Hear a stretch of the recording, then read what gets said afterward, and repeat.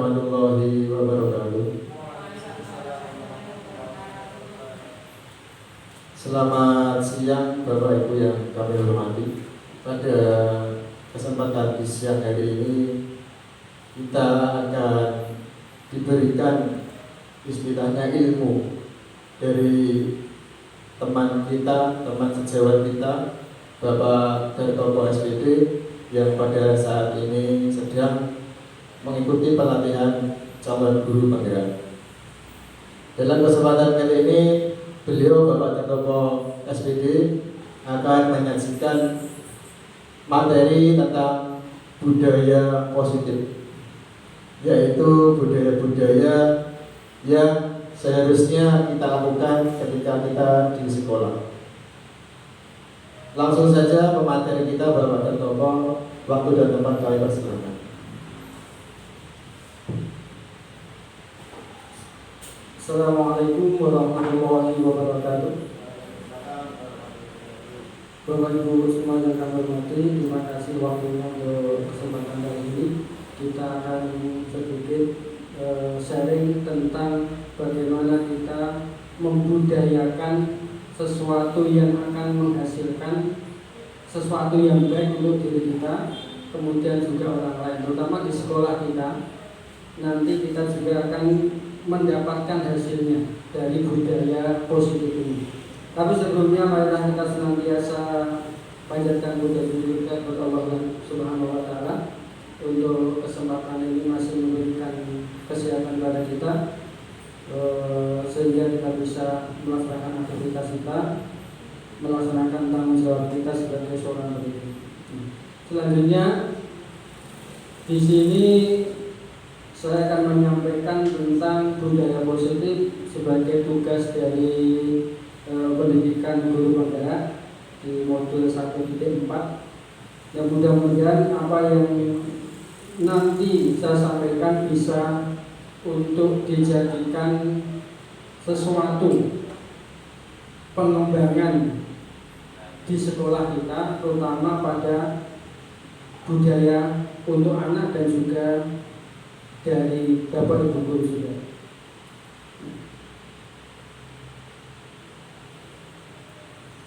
Nah, di sini tentang diseminasi penyebaran pemahaman dan pengalaman penerapan budaya positif.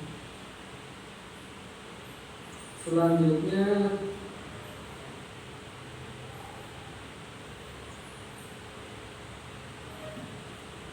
langsung.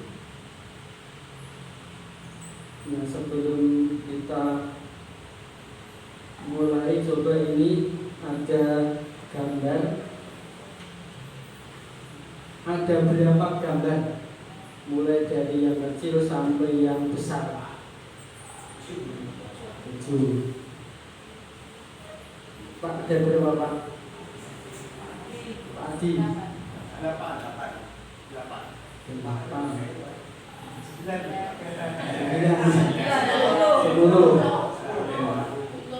Coba kita lihat. Ini ada tadi ada 8, 10. Kita lihat.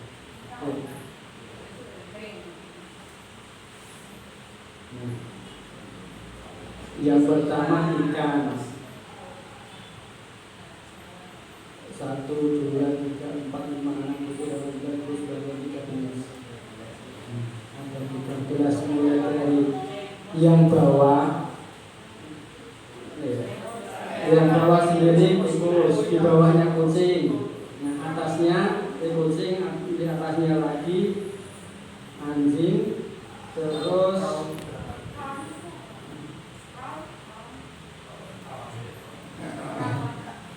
yang ekornya ular,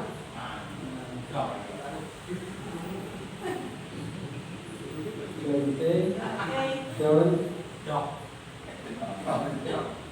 gajah yang besar kelihatan. Nah, telinganya itu apa ini? Kura-kura. Matanya ikan. Terus yang burung, ini burung. Nah, lumba-lumba, buaya, itu buaya yang paling apa? Gadingnya. Itu cuma untuk buat saja. Yang kedua, kita coba tebak gambar.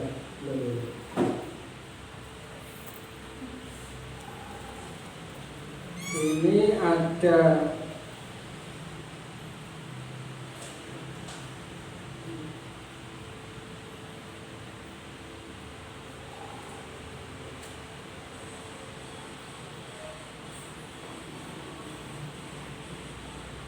abaikan tulisan, fokus pada warna. Mulai 1.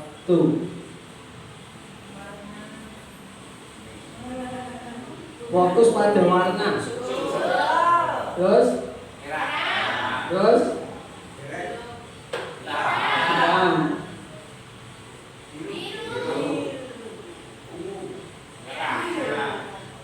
Hijau sampai hijau. Putih. Biru. Putih.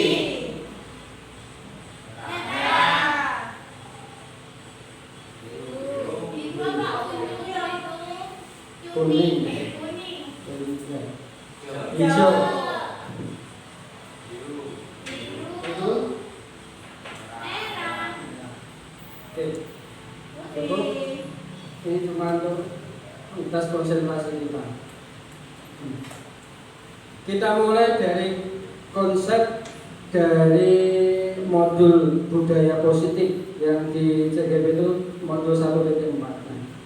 Di sini ada yang perlu kita ketahui dari awal sebelum kita masuk ke budaya positif adalah perubahan paradigma belajar, kemudian disiplin positif, kebutuhan dasar manusia, motivasi perilaku manusia, posisi kontrol, restitusi, kemudian keyakinan kelas. Pembelajaran dengan paradigma baru. Jadi pembelajaran dengan paradigma baru dilakukan dengan prinsip pembelajaran yang berdiferensiasi, sehingga siswa belajar sesuai dengan kebutuhan dari tahap perkembangannya untuk mewujudkan profil pelajar Pancasila. Pembelajaran yang berdiferensiasi ini tentunya pembelajaran yang berfokus pada anak. Kita bisa memahami kondisi anak, bisa memahami apa yang ada pada potensi anak, kemudian menuju pada profil pelajar Pancasila itu. Peluangnya dari mewujudkan profil pelajar Pancasila. Kemudian miskonsepsi teori kontrol bagi siswa, yang terkadang kita bahwa kita bisa mengontrol siswa, ilusi kita. Setiap kita bisa sebagai guru bisa mengontrol siswa. Kemudian bahwa setiap penguasaan positif, efektif dan bermanfaat. Ilusi bahwa kritik dan membuat rasa bersalah mampu menguatkan karakter. Kemudian ilusi bahwa orang dewasa berhak memaksa. Jadi ada yang terkadang kita menggunakan ini, konsep yang semacam ini terkadang kita terapkan. Kemudian bagaimana kita bisa mengubah paradigma stimulus respon ke pendekatan teori kontrol. Nah, yang pertama stimulus respon, realitas kebutuhan kita sebagai manusia dan anak itu kebutuhannya sama. Dalam teori kontrol, realitas kebutuhan kita itu berbeda-beda. Jadi ketika kita terkadang menganggap siswa kita itu kebutuhannya sama di dalam stimulus respon. Kemudian semua orang melihat hal yang sama, tetapi dalam teori kontrol setiap orang memiliki gambaran berbeda. Kemudian kita mencoba mengubah orang agar berpandangan sama dengan kita. Dalam teori kontrol kita berusaha memahami pandangan orang lain tentang dunia. Kemudian perilaku guru dilihat sebagai suatu kesalahan. Dalam teori kontrol semua perilaku memiliki tujuan. Orang lain bisa mengontrol saya, hanya Anda yang bisa mengontrol diri Anda sendiri dalam teori kontrol. Saya bisa mengontrol orang lain, dalam teori kontrol Anda tidak bisa mengontrol orang lain. Pemaksaan ada pada saat rujukan yang gagal. Tapi dalam teori kontrol, kolaborasi dan konsensus menciptakan pilihan-pilihan baru. Model berpikir menengah, menang atau kalah, tetapi dalam teori kontrol adalah model berpikirnya menang-menang. Ini artinya di teori kontrol itu tidak ada yang dirugikan. Jadi kedua belah pihak, kalau kita sebagai guru dan kepada anak-anak tidak merasa dirugikan. Nah, seperti ketika ibaratnya kita menggenggam tangan, itu orang lain tidak bisa untuk walaupun dibujuk, diraih bagaimanapun, kadang-kadang kita tidak bisa untuk melepaskan ini. Tetapi dalam sisi lain, dalam teori kontrol itu, ketika kita sudah bisa mendekati, itu akan terbuka sendiri. Karena kita bisa memahami atau bisa melihat kebutuhannya apa. Hanya hal-hal yang mungkin sesuatu yang harus kita pegang, prinsip kita, yaitu yang kita harus jaga. Tetapi ketika kita dalam hidup, misalnya menghadapi anak yang bermasalah, nah, stimulus respon ini yang kemudian antara guru dan anak itu tidak ada istilahnya salah satu dirugikan oleh dari anak merasa dihakimi, kemudian merasa disalahkan, sehingga kondisinya akan menurut berbeda dengan teori kontrol. Kalau teori kontrol itu nanti akan memposisikan diri kita sebagai apa, gitu.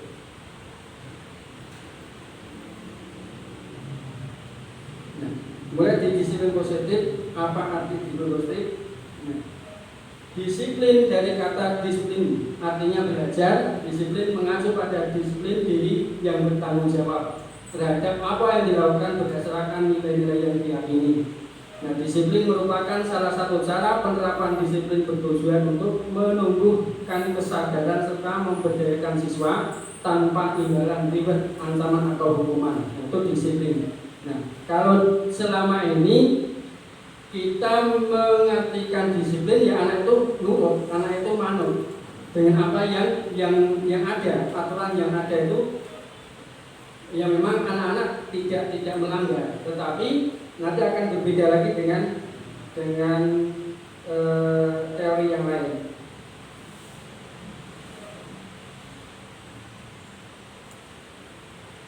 Jadi disiplin positif sebagai pendidik dalam mendidik siswa memiliki tujuan menciptakan siswa yang memiliki disiplin diri bertanggung jawab, sehingga dalam berperilaku berdasarkan nilai-nilai kebajikan universal serta memiliki motivasi intrinsik dalam perubahan perilaku ke arah yang lebih baik. Nah, dalam disiplin positif, ketika kita mengarahkan anak-anak supaya tertib, kalau hanya dimotivasi karena memang peraturan, itu tidak akan bisa selamanya diikuti. Tetapi kalau motivasinya motivasi dari diri sendiri, itu nanti akan menjadi karakter anak sendiri.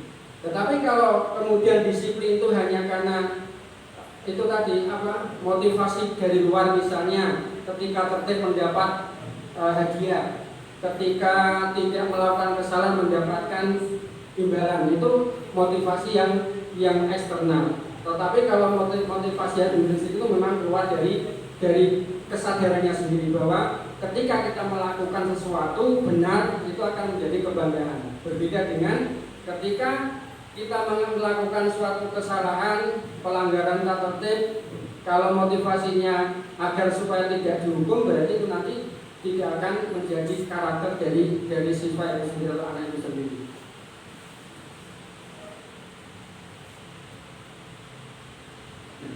Jadi nilai-nilai yang disepakati bersama dari suku bangsa, agama, bahasa maupun yang lainnya, itu nilai-nilai kebajikan. Nah, dalam profil pelajar Pancasila, beriman dan bertakwa kepada Tuhan Yang Maha Esa, dan berakhlak mulia, berkebinekaan tunggal, bertanggung mandiri, kreatif dan bernalar kritis. Itu profil pelajar Pancasila yang menjadi tujuan dari kurikulum Merdeka. Kemudian yang kedua,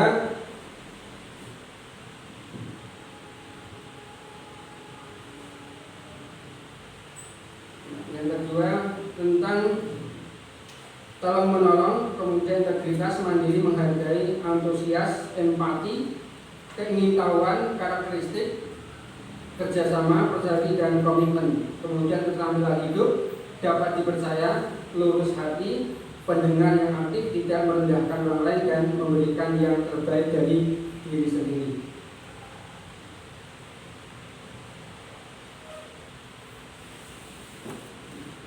Kemudian kebutuhan dasar manusia. Kebutuhan dasar manusia adalah segala sesuatu yang dilakukan untuk mendapatkan apa yang diinginkan. Semua yang dilakukan memiliki tujuan tertentu dan semua usaha yang terbaik dilakukan adalah dalam rangka agar kebutuhan dasar terpenuhi dengan baik. Kebutuhan dasar manusia, setiap manusia bahkan setiap anak itu memiliki kebutuhan yang harus terpenuhi. Boleh jadi ketika anak melakukan sesuatu pelanggaran itu ada kebutuhan yang belum terpenuhi. Maka penanganan kita, ya kita tidak boleh sekali kemudian langsung menyalahkan anak. Kita harus tahu kebutuhan apa yang belum terpenuhi dari siswa atau anak tersebut, sehingga kita bisa menyelesaikan bersama apa solusi yang harus dilakukan. Kemudian 5 kebutuhan dasar manusia itu apa saja? Yang pertama itu adalah bertahan hidup. Kemudian bertahan itu seperti makan, pakaian, tempat tinggal, keamanan, kesehatan. Kemudian yang kedua adalah kasih sayang, rasa diterima, dipedulikan, berbagi, kerjasama, menjadi bagian di satu kelompok. Kemudian yang berikutnya adalah masuk pada harga diri, keinginan untuk dianggap memimpin, berprestasi, diakui, didengar. Kemudian kebebasan, mandiri, memiliki pilihan baru, mencoba hal yang baru, mampu mengendalikan arah dirinya.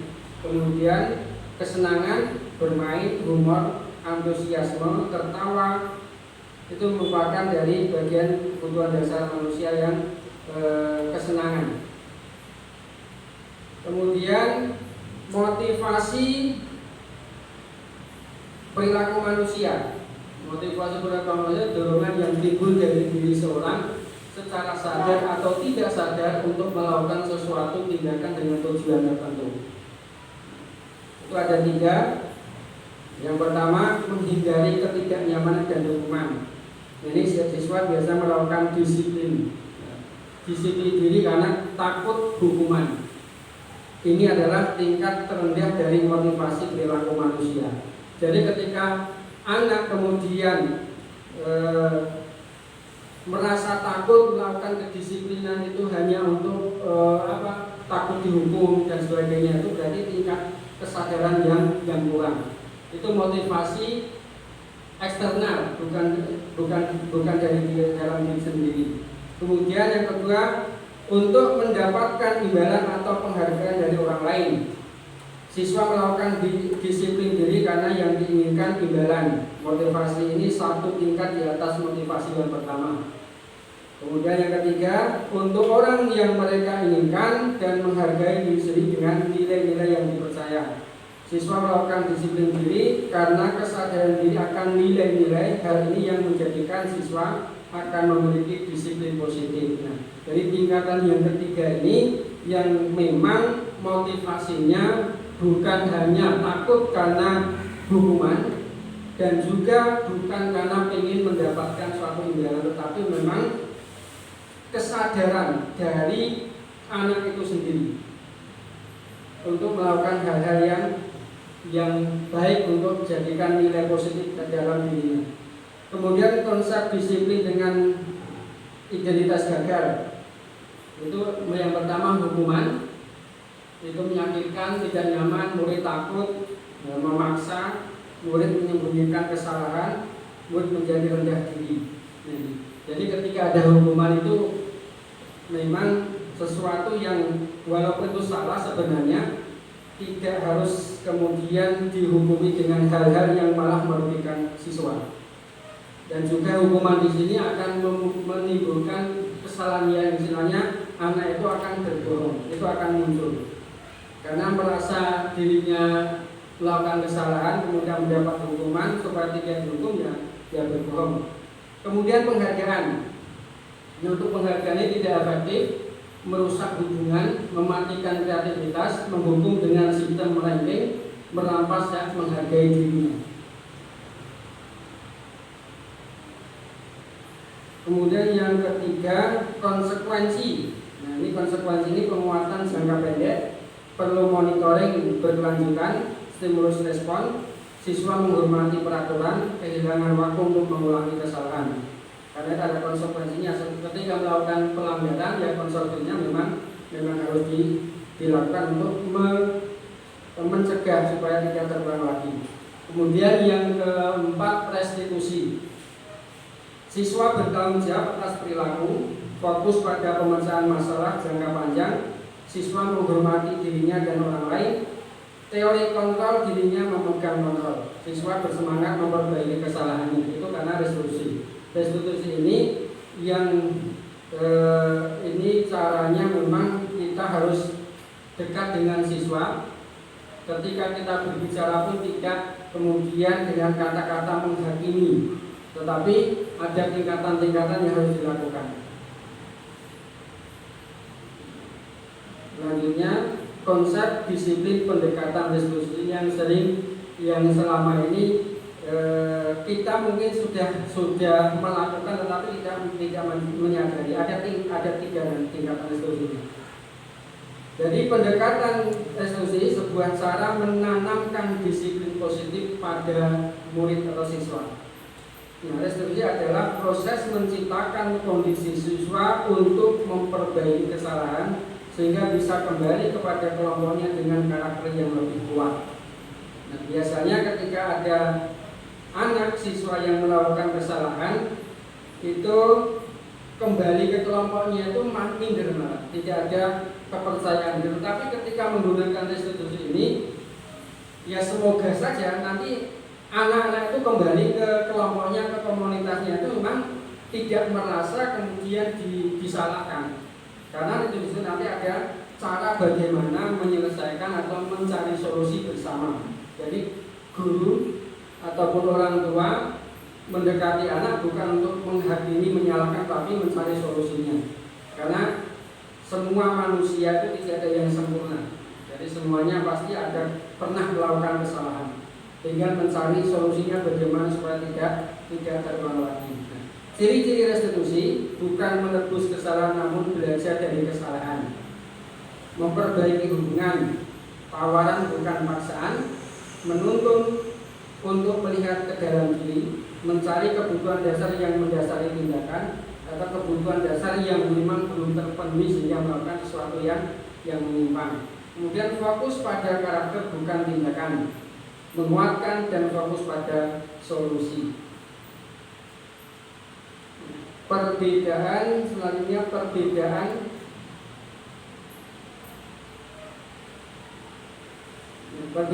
contoh kasus siswa sering tidak mengerjakan tugas. Misalnya itu hukuman, guru menghukum siswa berdiri di depan kelas, guru marah dan siswa menjadi takut. Konsekuensi, guru memberikan konsekuensi minta untuk mengerjakan PR-nya di luar atau di perpustakaan, atau bahkan disuruh mengerjakan lebih dari itu, misalnya 2 kali lipat, suruh menulis 100 kata. Nah itu juga konsekuensi yang diberikan. Guru tegas dan menghormati peraturan.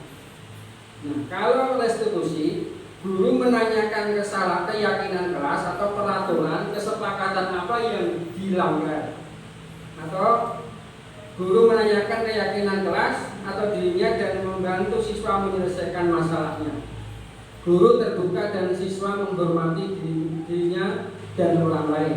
Ini perbedaan dari 3 tadi, hukuman, konsekuensi dan restitusi. Kemudian 5 posisi kontrol restitusi. Yang pertama penghukum, kemudian pembuat merasa bersalah, teman, pemantau, kemudian manajer. Contoh, dari penerapan 5 posisi kontrol. Penghukum, patuhi peraturan sekolah ini menggunakan kata-kata. Patuhi peraturan sekolah, sini berdiri di depan sini, selalu saja tak kerjakan tugas. Itu berarti penghukuman. Kemudian pembuat rasa bersalah, sampai kapan Pak? Nah, kita sini harus selalu mengingatkanmu, Pak, dan kecewa dengan kamu. Ini membuat rasa anak itu membuat perasaannya bersalah. Kemudian teman, ayo dong tertib, ikuti aturan sekolah, bikin paket bangga.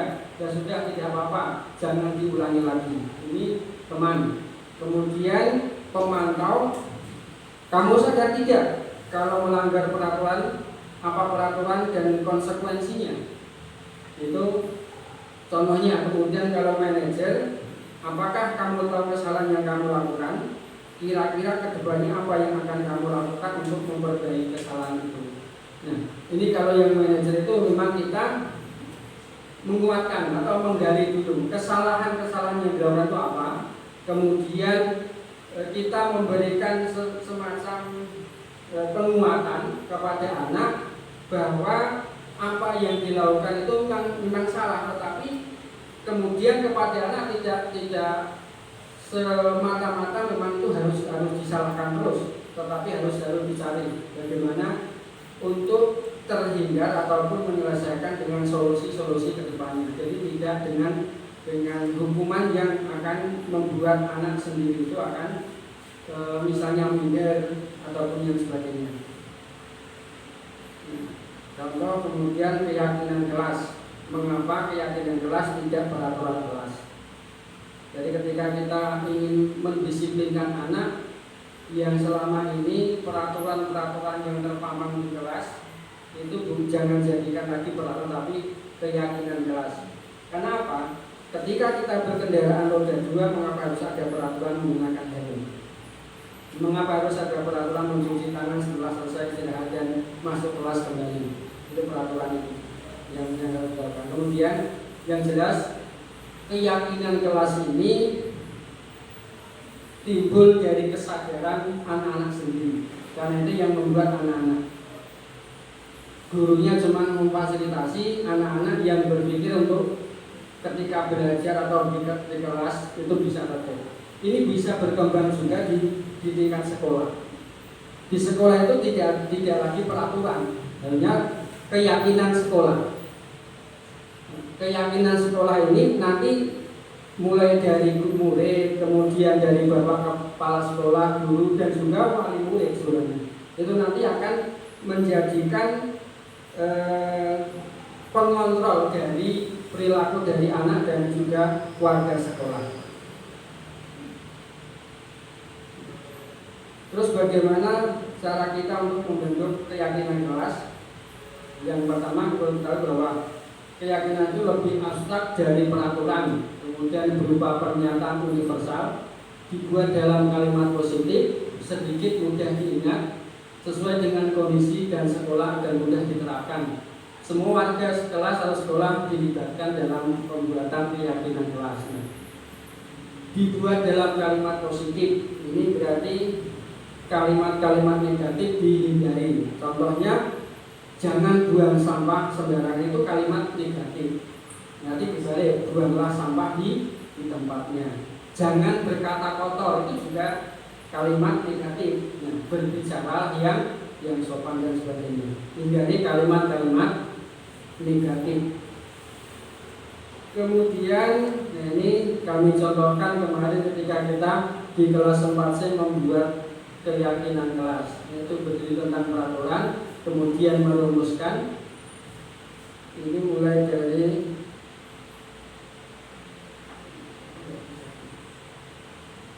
kemudian hasilnya itu ada berapa? 4, 5, 9, 8, ada 8 peraturan ataupun keyakinan, bukan peraturan. Terus terkait dengan segitiga restitusi. Nah, segitiga restitusi adalah proses menciptakan kondisi bagi murid untuk memperbaiki kesalahan sehingga bisa kembali kepada kelompoknya dengan karakter yang kuat. Lesson 2024. restitusi bukan untuk menebus kesalahan. Restitusi merupakan tawaran bukan paksaan.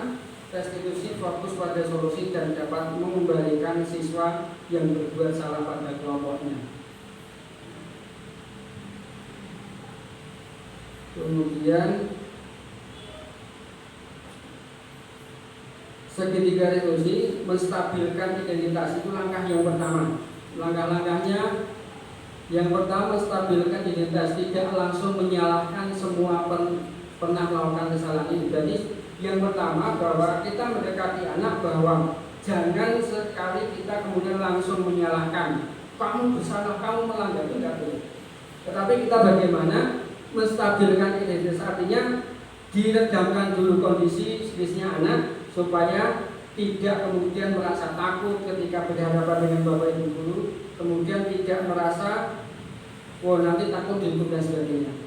Jadi menstabilkan identitas dulu. Kemudian validasi tindakan yang salah. Jadi kita mencari kenapa melakukan kesalahan itu, pelanggar itu kenapa? Pasti ada alasannya. Yaitu nanti akan muncul dengan sendirinya, dan dari alasan itu ya dari ada salah satu kebutuhan yang tidak terpenuhi, kebutuhan dasar yang tidak terpenuhi. Misalnya sering jahil kepada temannya, bisa saja karena di rumah mungkin tidak ada perhatian, dari orang tuanya, itu bisa juga. Kemudian yang ketiga, menanyakan keyakinan dari kesalahan siswa memperbaiki kesalahan. Artinya ketika kita sudah berbicara, berdiskusi dengan anak yang melakukan pelanggaran itu, menanyakan keyakinan apa, keyakinan yang sudah dibuat itu yang dilanggar yang apa. Nah, apakah itu nanti ketika kalian melanggar ataupun kamu melanggar keyakinan itu apa akibatnya dan sebagainya. Itu nanti anak akan kemudian berbicara sendiri, akan keluar sendiri dengan kondisi yang memang kita tidak selalu menyalahkan dengan sepenuhnya.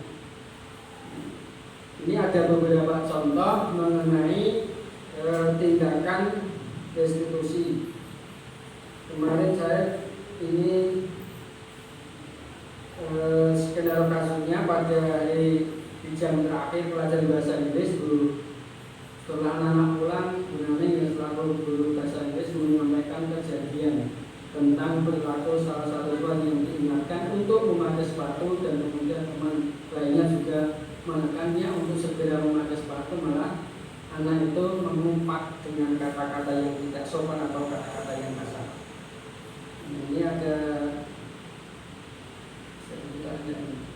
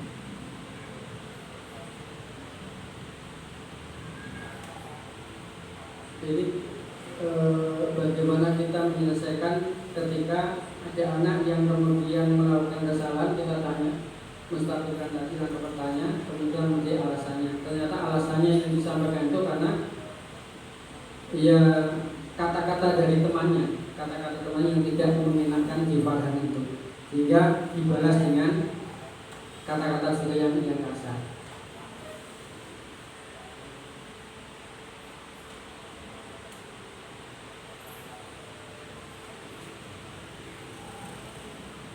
Ini di langkah validasi yang menanyakan kesalahan yang dilakukan dan menguatkan bahwa setiap manusia pernah melakukan kesalahan, tinggal bagaimana kita belajar dari kesalahan itu tidak mengulang kembali. Dalam menanyakan keyakinan itu nanti apa yang sekiranya akan dilakukan para ini ke depannya supaya tidak melanggar dari keyakinan kelas. Itu disampaikan melatih kesabaran. Kemudian ketika ada teman yang selalu mengolok-olok akan disampaikan ke Bapak Ibu guru.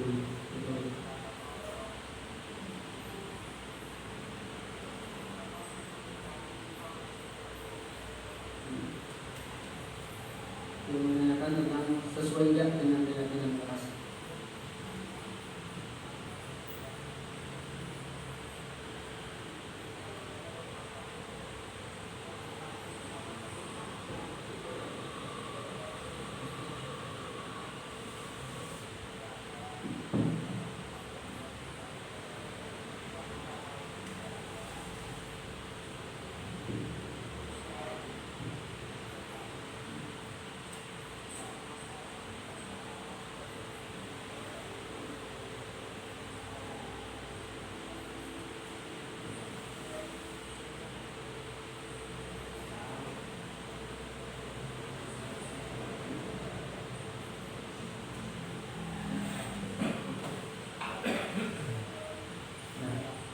Ini kasus yang pertama. Kasus yang kedua, ada siswa yang tidak mengerjakan tugas rumahnya atau tugas-tugas yang disampaikan oleh Bapak Ibu guru, entah itu guru kelas ataupun guru mapel, ada yang tidak mengerjakan. Nah, ini juga sama langkah-langkahnya, berarti menstabilkan identitas, kemudian yang kedua terakhir validasi tindakan yang salah, kemudian yang ketiga adalah menanyakan keyakinan yang sudah dilanggar dari siswa tersebut.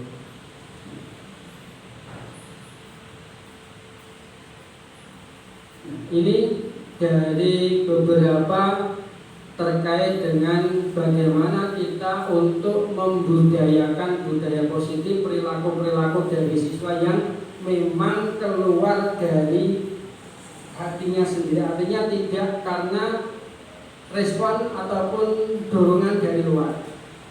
Jadi bagaimana ketika kita anak-anak itu memiliki keyakinan, memiliki sesuatu yang keluar dari dalam dirinya sendiri kemudian bisa diterapkan, itu mulai dari keyakinan kelas itu. Mungkin itu untuk yang kami sampaikan. Langsung Pak Dirjen nanti kita bisa diskusi ataupun ngobrol tentang bagaimana kita, terutama di sekolah kita. Di sekolah kita sebagai sekolah yang besar dan juga banyak siswanya, itu juga akan banyak permasalahannya, terutama dari perilaku anak-anak. Karena pada dari latar belakang yang berbeda-beda, kondisi keluarga di rumah juga berbeda-beda. Maka terkadang juga untuk meningkatkan ini ataupun membuat atau mengetahui kondisi anak itu terkadang berbeda bagaimana ketika kita bisa istilahnya berkunjung ke rumahnya. Ketika ya, jadi tidak pada anak-anak yang bermasalah saja, tapi yang memang semua dalam 1 tahun itu bisa home visit. Itu mungkin nanti bisa dilakukan, artinya untuk juga itu untuk menanamkan karakter, bagaimana caranya ketika ada masalah-masalah yang dihadapi anak ataupun dalam pembelajaran. Mungkin itu dulu, langsung saja pada tanya jawabnya.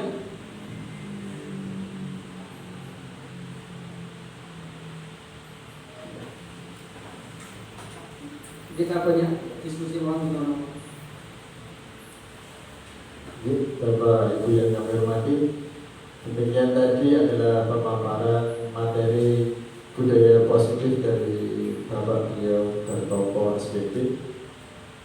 Kita akan buka sesi yang kedua, yaitu diskusi ya. Mungkin Bapak Ibu ada yang makin ditanyakan, mungkin ada pengalaman-pengalaman ketika di kelas yang selama ini masih menjadi misteri dan belum terpecahkan. Mungkin ada masalah apa dengan siswa-siswinya, bisa didiskusikan di sini, nanti kita cari tahu jalan keluarnya bersama-sama. Tapi ya Bapak Ibu, dari kelas 4 dulu mungkin Ibu Hanif ada pertanyaan. Monggo.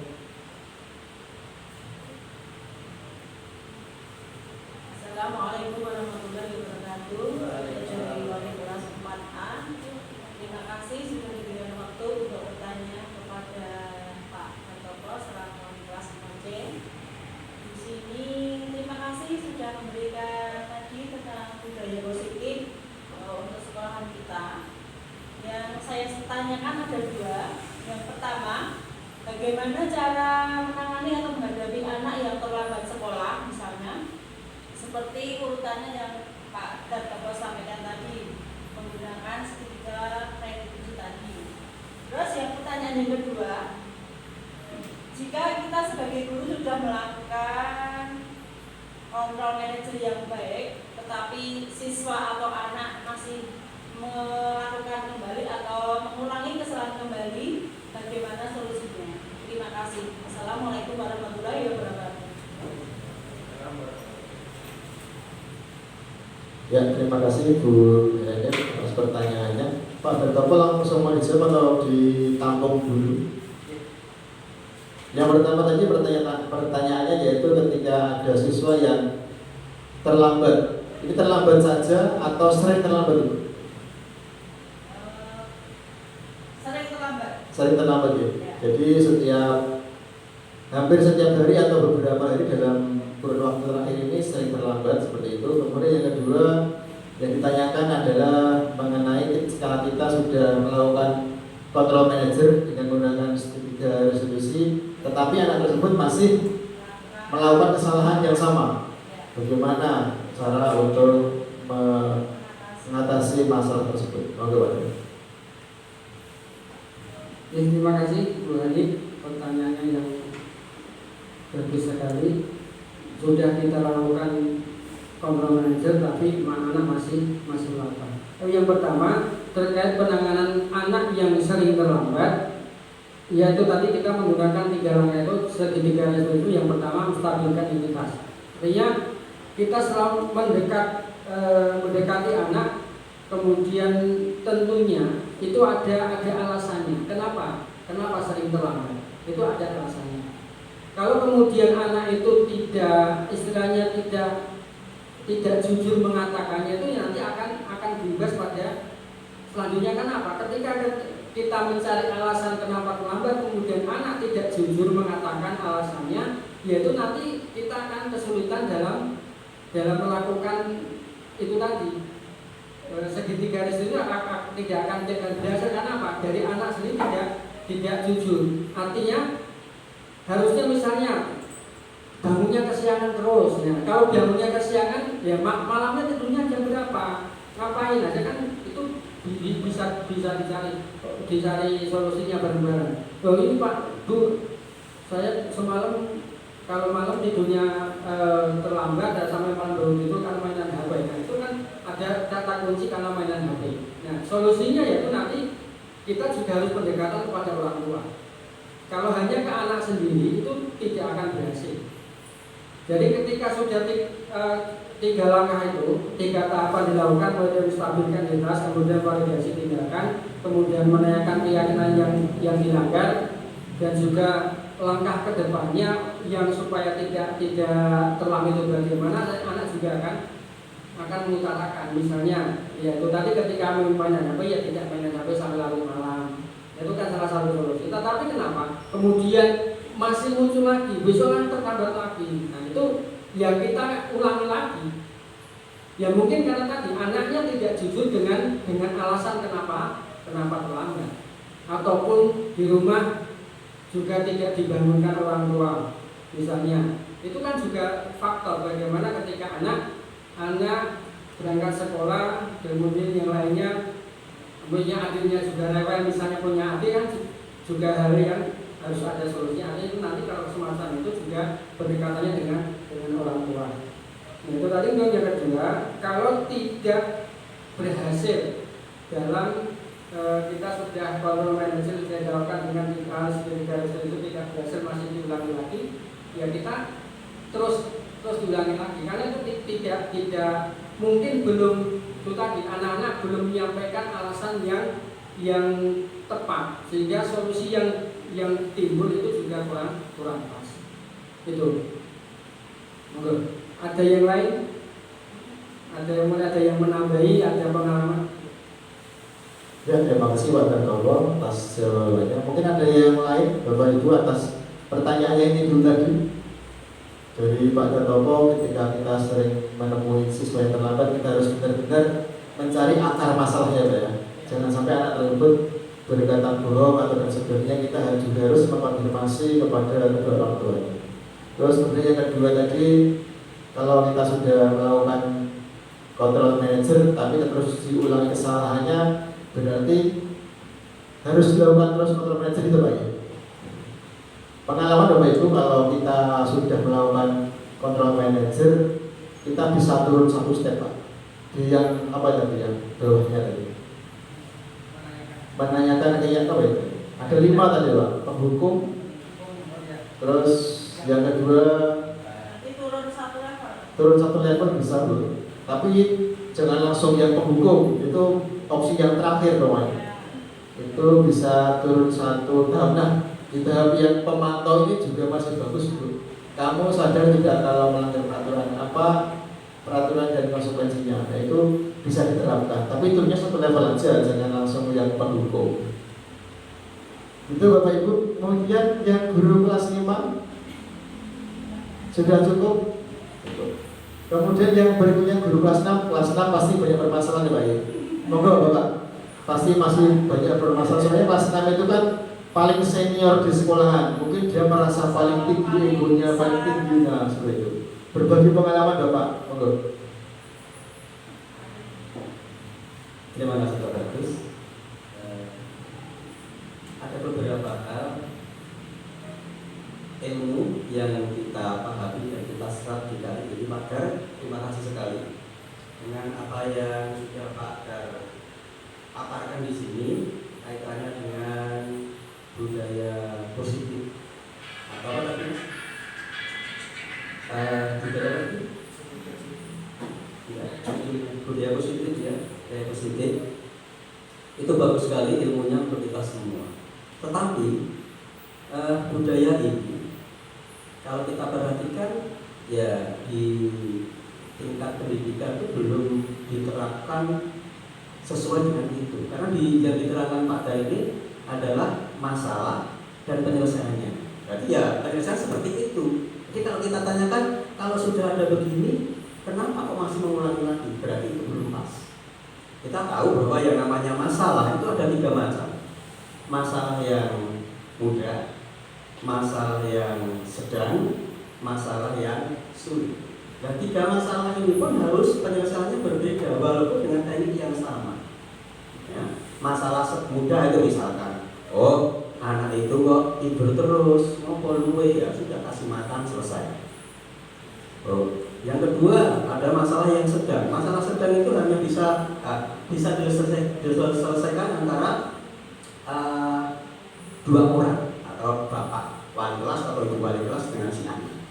Sedangkan masalah yang sulit itu diselesaikan melibatkan orang lain, mungkin 4 mata atau mungkin 6 mata atau 8 mata. Ini butuh orang lain. Istilahnya kalau dalam kehidupan bermasyarakat itu ada apa namanya? Kita cari apa namanya orang yang, nah itu mediasi, begitu.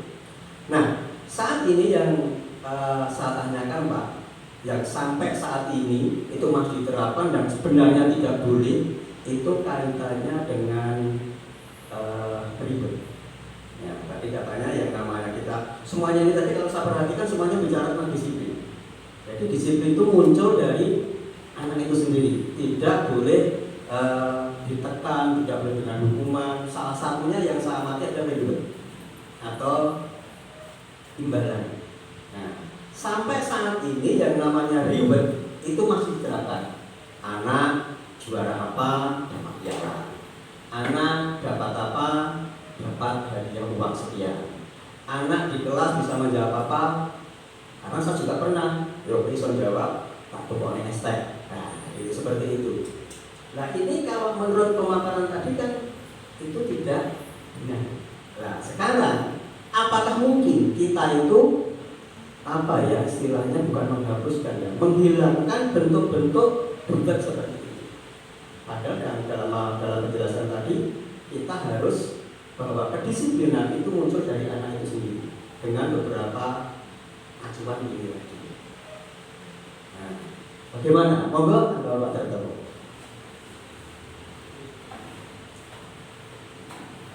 Oke, terima kasih Pak, pertanyaan yang bagus sekali dan sudah ini mungkin juga perlu pemikiran yang masalahnya ini antara yang sudah sering kita lakukan selama ini dan ada ilmu baru untuk menghilangkan. Sepertinya kalau yang ribet itu kan sesuatu yang sudah membudaya dalam diri kita atau budaya kita. Ketika ada anak yang kemudian melakukan atau mendapatkan prestasi, ya dikasih rewardnya. Nah, terkait dengan ini tentu saja kita tidak langsung bisa menghilangkan Pak.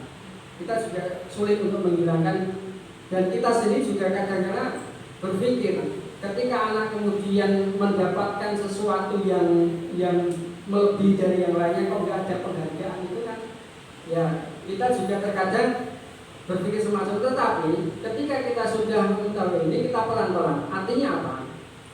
Dalam kita mengasihi ataupun memberikan reward itu tidak semata-mata bahwa itu sesuatu yang memang harus didapatkan. Artinya harus saya harus mendapatkan ini. Tetapi kita bagaimana kita kemudian menyampaikan bahwa apa yang sudah didapatkan itu merupakan dari upaya atau usaha, dan juga itu merupakan sesuatu yang memang betul-betul bukan keinginannya mendapatkan itu. Jadi meyakinkan bahwa ketika sesuatu yang pada anak itu lebih, itu memang sesuatu yang muncul dari dalam dirinya, itu memang kesadaran dirinya. Tetapi memang tidak bisa kemudian setiap orang itu pasti ada sedikit rasa ingin mendapatkan sesuatu, itu ada wajar. Tetapi sekali lagi bagaimana kita bisa kemudian menyampaikan kesadaran tentang budaya positif dengan imbalan dan sebagainya tadi itu tidak menjadi acuan dari anak. Artinya jangan kemudian kalian mendapatkan nilai bagus hanya untuk mencari hadiah, itu jangan.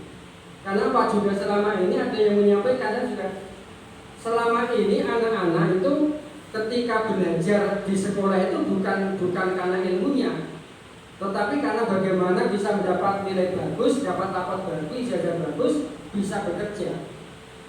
Itu tujuan sekarang yang harus kita rubah persepsi anak, bahwa ketika belajar ke sekolah itu bukan untuk mencari nilai. Kalau memang nilai juga penting, tetapi yang terpenting adalah ilmunya itu bagaimana bisa dipahami, kemudian bisa betul-betul nanti kedepannya bisa diterapkan dalam kehidupannya. Nah, jadi itu Pak, jadi mungkin ada yang bisa menambah dari Pak Bagus yang sudah dari jurusannya itu, mungkin ada ya itu sekali lagi itu. Jadi paradigma pendidikan kita sekarang, jadi anak-anak sekarang itu belajar itu tujuannya mencari nilai bagus, ijazah dengan nilai bagus nanti mudah dapat kerja. Tetapi kenyataannya sudah mulai itu hilang. Pelan-pelan kita masukkan kepada anak-anak ketika belajar yang nilai tujuan utama adalah mencari ilmunya, bukan mencari ilmu. Terkadang saya juga pernah mengajarkan anak-anak, nilai itu gampang, padahal yang memberi nilai ke kalian itu gampang. Yang terpenting kalian bisa, ilmunya bisa, itu nanti padahal mau ngasih berapa bisa. Itu sama-sama. Jadi mulai pelan-pelan kita beri masukan bagaimana anak itu mengubah paradigma dalam belajar. Ketika mendapatkan nilai itu jangan hanya karena atau nilai bagus kemudian dapat hadiah, itu jangan seperti itu. Jadi kali merubah paradigma anak dulu, atau iman anak, mindset anaknya dulu di pelan-pelan kita beri pengertian tentang bagaimana membudayakan positif supaya bisa keluar dari dirinya sendiri, kesadarannya dirinya sendiri. Mungkin ada yang mau menambahkan atau yang menguatkan?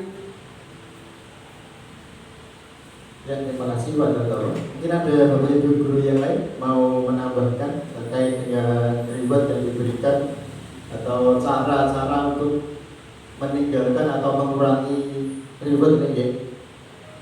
Guru kelas 4, 5, 6 ribut ada? Tidak ada, cukup Bapak Ibu. Oke, boleh. Ribut.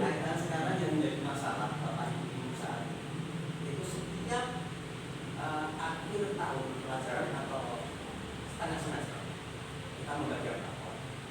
Tapi kan biasa juga di situ bahwa seringkali orang tua itu sampai saat ini masih menanyakan tentang anakmu yang ini.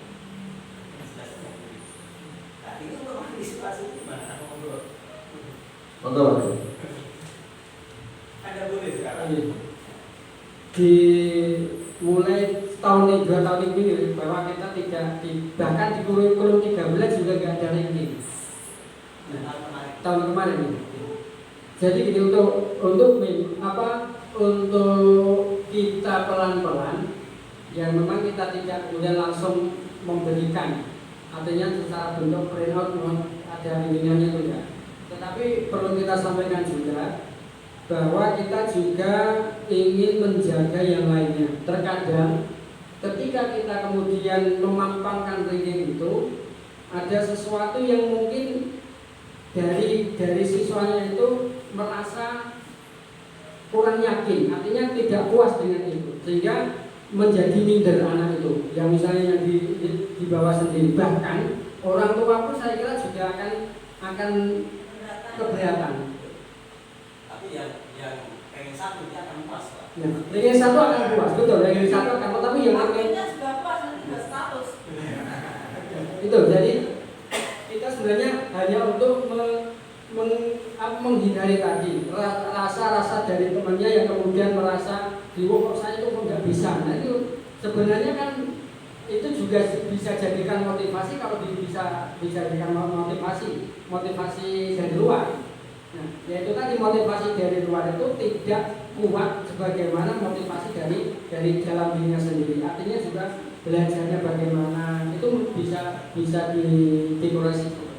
Nah, untuk itu yang harus ada dirinya memang kita juga kita sampaikan saja ke Bapak Ibu, Bapak wali sampai wali muridnya supaya ada juga pengertian. Kalau misalnya kita mungkin yang ranking 1 mau disampaikan langsung mungkin bisa.